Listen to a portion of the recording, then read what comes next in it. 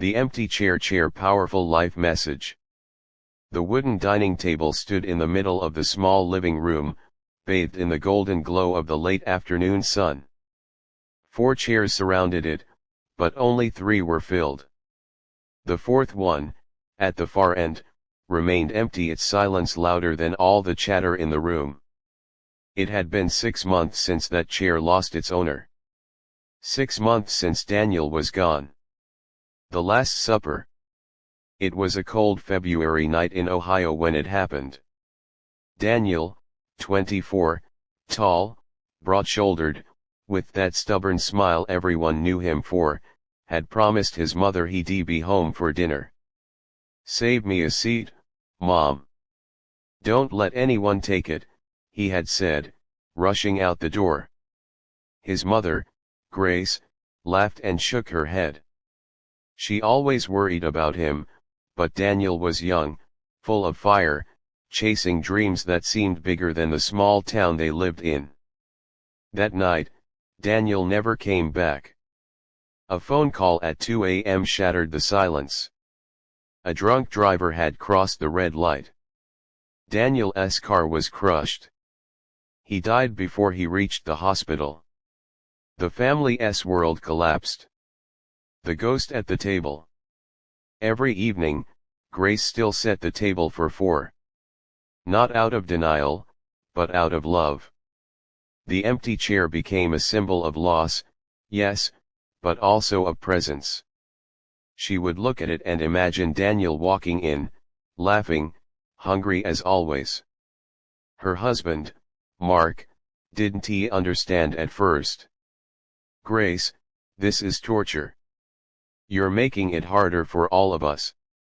But their daughter, Emily, only 14, whispered one night, "Mom, don't stop. When I see his chair, I feel like he is still here." And so, the chair remained. A silent witness to their grief. The breaking point. One Sunday, the family gathered for lunch.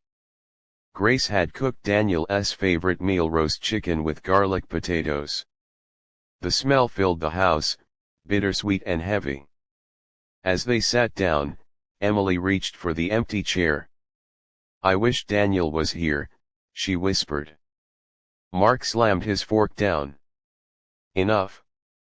He's not here, and he's not coming back. We need to move on." Grace froze, her hands trembling. Emily burst into tears. The silence that followed was unbearable. That night, Grace sat alone by the chair, her tears soaking the fabric of the cushion. "Why did you leave us, Daniel?" she whispered. "What do I do with this pain?" A visitor. 2 weeks later, the doorbell rang. Grace opened the door to find a young man standing there. He looked nervous, clutching a small envelope in his hand. "Mrs. Miller?" he asked. "Yes," Grace said cautiously. "My name is Carlos. I knew Daniel. He saved my life." Grace's heart skipped. She invited him in, and as he sat across from the empty chair, he began his story.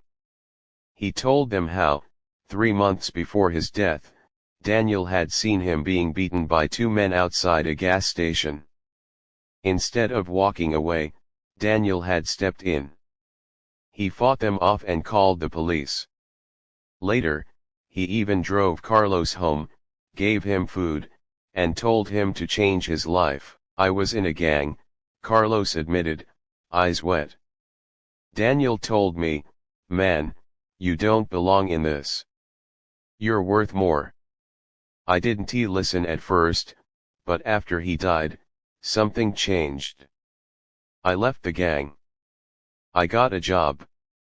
I'm clean now. Because of him. Because of Daniel." Grace's tears flowed as she realized, her son's life, though short, had left ripples far beyond what she could see. The graduation. Time moved forward, as it always does. Emily grew stronger. She started writing essays about her brother, how he inspired her, how his chair reminded her to live with courage. The day came when Emily graduated high school. On stage, she wore her cap and gown, her voice trembling as she gave her speech. "This chair reminds me of someone who should be been here today, my brother. He taught me that even when someone is gone, their love stays. Their choices echo in us. Daniel's chair may be empty, but his life isn't. He lives on in every good thing I do, in every dream I chase, in every person he helped. So today, I dedicate my diploma to him." The entire auditorium rose in applause, some with tears in their eyes. Grace, sitting in the audience, clutched Mark's hand. For the first time since Daniel's death, Mark cried openly. He whispered, "Maybe the chair isn't just about loss. Maybe it's about remembering." The message of the chair. Years passed. The chair was never put away. Sometimes guests would ask, "Why keep it?"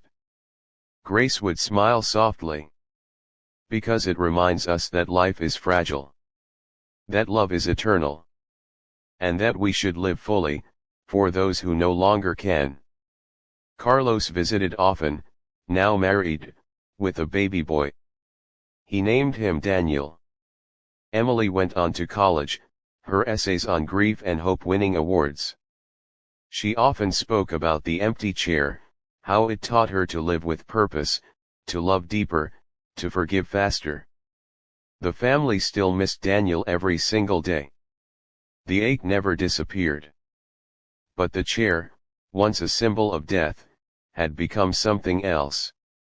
A reminder to live. Epilogue. On Thanksgiving evening, years later, the family gathered around the table once more. Laughter filled the air, children running, stories flowing. At the head of the table, the empty chair remained. Grace looked at it, smiled through her tears, and whispered, "Happy Thanksgiving, Daniel." And though the chair was empty, the room was full. Full of love. Full of life. Full of the echoes of a young man who, though gone, would never truly leave. Sparkle's final message: the empty chair is not just a symbol of who we've lost. It's a reminder to cherish who we still have, and to live in a way that honors the love of those who can no longer sit beside us.